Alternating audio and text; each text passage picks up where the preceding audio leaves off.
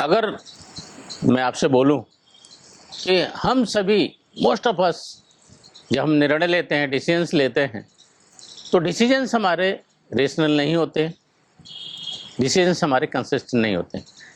On the other hand our decisions are irrational and inconsistent. आप बोलेंगे नहीं, ऐसा तो नहीं पॉसिबल है।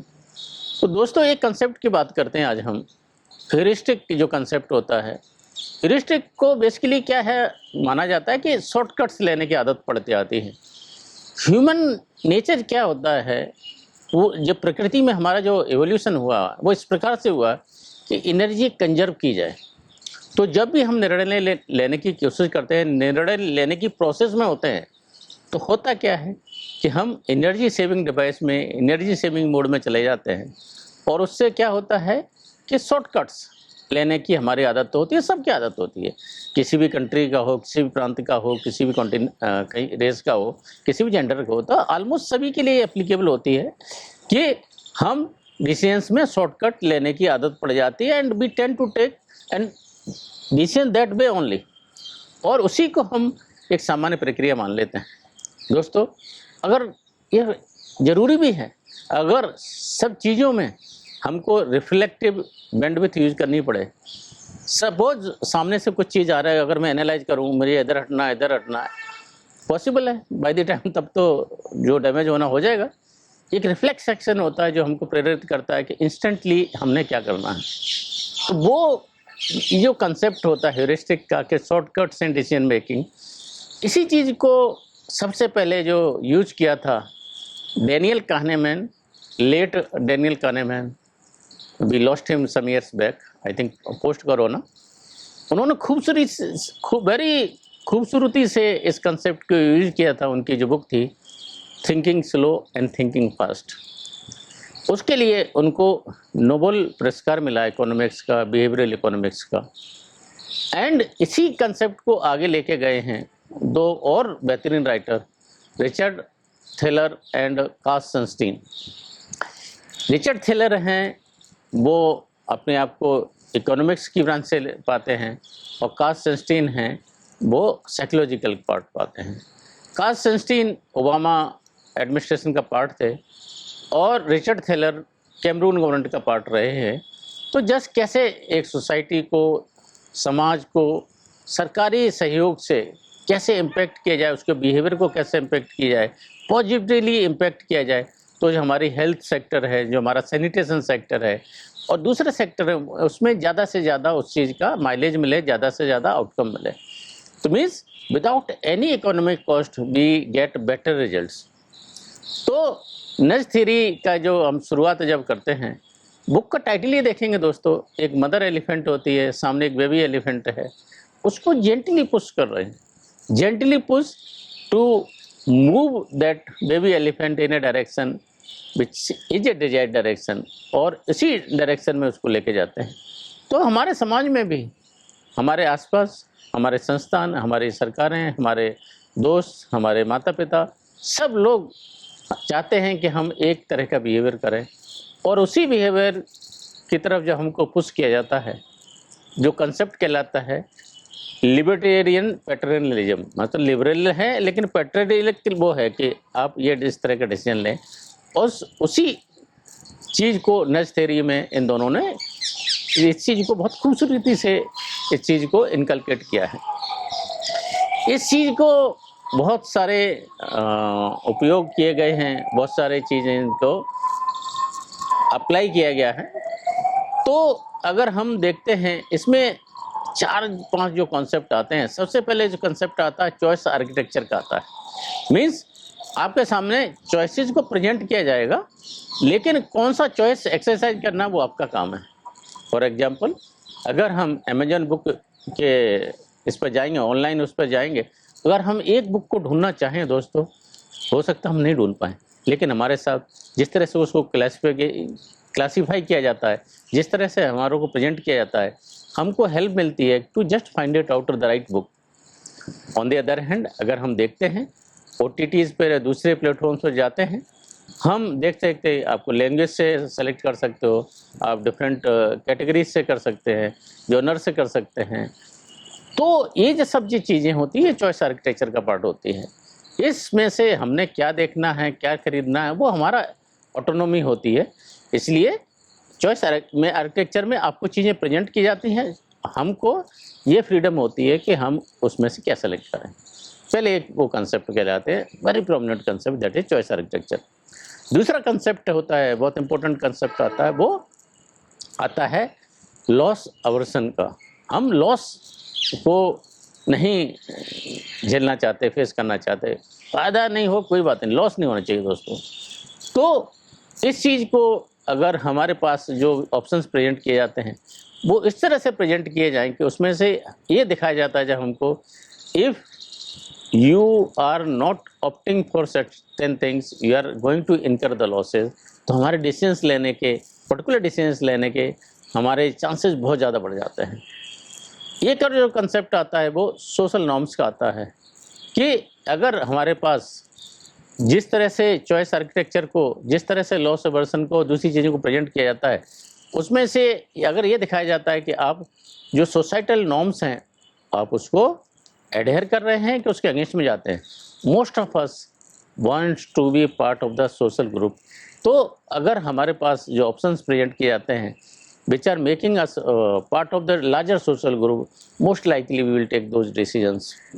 और दूसरी जो होता है ऑप्ट इन और ऑप्ट आउट का कंसेप्ट। दोस्तों ऑप्ट इन करना मोस्टली डिफ़िकल्ट होता है, तो इसलिए लोग वो एक्सरसाइज नहीं कर पाते हैं। ऑप्ट आउट करना अगर हमें है तो most likely I continue with that option, I will not go for the opt out, and most likely जो मेरे चांसेस हैं वो डिसीजंस के वो ज़्यादा बढ़ जाते हैं। तो इन सब चीज़ों को उपयोग करके, इन सब चीज़ों को साइकोलॉजिकल एस्पेक्ट को उपयोग करके बहुत से बेहतरीन नजेस थ्योरी को अप्लाई किया गया, वेरियस समाज में अप्लाई किया, across continents, across governments use किया गया, चाहे कैपिटलिस्ट गवर्नमेंट हों या इंडिया की डेमोक्रेटिक और लेफ्ट लीनिंग गवर्नमेंट हो, सब ने इसको यूज किया है। इंडियन कंटेक्स्ट में अगर हम देखते हैं, पाते हैं कि इकोनॉमिक सर्वे में हमारे एफएम ने ये इसको एडमिट किया कि हमने नज थ्योरी को बहुत सक्सेसफुली यूज किया है। लाइक हमारे ऑनरेबल प्राइम मिनिस्टर ने जब ये नज किया लोगों को, बिहेवियर को, कि आपसे ज़्यादा डिजर्विंग दूसरे लोग हैं तो आप जो गैस पे सब्सिडी लेते हैं वो छोड़ दें। लाखों लोगों ने, करोड़ों लोगों ने त्याग किया उस चीज़ के लिए। तो ये नज थ्योरी का बहुत बेहतरीन एग्जाम्पल था। बेटी पढ़ाओ बेटी बचाओ में बहुत हद तक इसको यूज किया गया और इसके बहुत बेहतरीन रिजल्ट आए हैं। स्वच्छ भारत में काफ़ी हद तक यूज किया है। तो बहुत सी जो सोशल स्कीम्स हैं उसमें नज थ्योरी का बहुत बेहतरीन खूबसूरत इस्तेमाल होता है। दोस्तों अक्रॉस ग्लोब हम देखते हैं ऑर्गन डोनेशंस वगैरह के जो केस हैं उसमें भी काफ़ी हद तक इसको यूज किया जाता है। वो कंट्रीज़ जहाँ पर आपको ऑर्गन देने के लिए, ऑर्गन डोनेट करने के लिए ऑप्ट इन करना पड़ता है, कंपेयरिंग टू दोज कंट्रीज जहाँ पर आपको नहीं देना तो आप ऑप्ट आउट करिए। तो ऑप्ट आउट वाली कंट्रीज हैं वहाँ पर ऑर्गन डोनेशन का रेशियो बहुत बेहतर है। क्लाइमेट चेंजेस में जहाँ पर हमको सी के आसपास जो लिटरिंग होती है, अगर उस लिटरिंग को हमने नज करना है, बेहतर करना है, मीन्स क्लीन बीचेज की तरफ जाना है, तो क्या किया गया, ग्रीन पाथवेज बनाए गए, वहाँ तक लेके गया गया, दिखाया गया कि देखिए कहाँ पर बिन्स हैं, अलग अलग तरह के बिन्स को और अलग अलग तरह के पेंट किया गया। और दोस्तों लिटरिंग काफ़ी हद तक रिड्यूस हुई दोस्तों, और काफ़ी हद तक क्लासिफिकेशन हुआ लिटर का। एनर्जी सेविंग में काफ़ी हद तक इसको यूज किया जाता है। अगर हम उनको ग्रुप्स को बताते हैं कि एक ग्रुप ने एनर्जी सेव किया है तो दूसरा ग्रुप भी उस चीज़ को काफ़ी हद तक इनकलकेट करता है अपने बिहेवियर में और काफ़ी हद तक एनर्जी सेविंग होता है दोस्तों। और ऐसा ही अगर हम देखते हैं वैक्सीनेशन के टाइम में इसको पॉजिटिवली यूज किया गया, काफ़ी लोग वैक्सीनेशन के लिए गए इस चीज़ से। और दूसरी चीज़ में क्या हो जाता है कि अगर हम स्पेसिफिकली उनसे कमिटमेंट लेते हैं कि आप इस टाइम में आएंगे, जस्ट उनसे कमिटमेंट लीजिए, you will come for appointment this time, chances of turning of that person for that appointment become larger comparing to just giving an appointment without time। तो बिकॉज जब हम इंसान को बोलते हैं आप कमिट कर रहे हो इस चीज़ में, तो चांसेस उसके टर्न अप होने के बहुत ज़्यादा हो जाते हैं। दूसरी चीज़ें हो जाती हैं कि अगर हम किसी के बिहेवियर को इम्पैक्ट करना चाहते हैं, मार्केटिंग में स्पेशली सुपर स्टोर्स में इस कंसेप्ट को यूज किया जाता है, आई लेवल इज बाई लेवल। अगर हम चाहते हैं लोग हेल्दी चीज़ें खरीदें, दूसरी चीज़ें खरीदें, उस चीज़ को उस लेवल पर जब डिस्प्ले किया जाता है, chances of that item being bought वो काफ़ी हद तक इम्प्रूव होते हैं। दूसरी एक बेस लाइन का कंसेप्ट होता है कि अगर एक जस्ट बोला जाए कि आपको डोनेशन करना है और बोला जाए कि सर आपके लिए आप $5 से $400 तक डोनेट कर सकते हैं, दोस्तों drastically the collection ratio increases. अगर हम यही बोलें कि आपको $5 करना है और हम बोलें आपको $5 से $400 के बीच में कर सकते हैं आप, तो $400 एक इम्पैक्ट आ गया उसके दिमाग में, तो वो एवरेज कलेक्शन है that increases that goes beyond $100। तो ये अगर हम इम्पैक्ट करते हैं, जस्ट एक इंडिकेट करते हैं।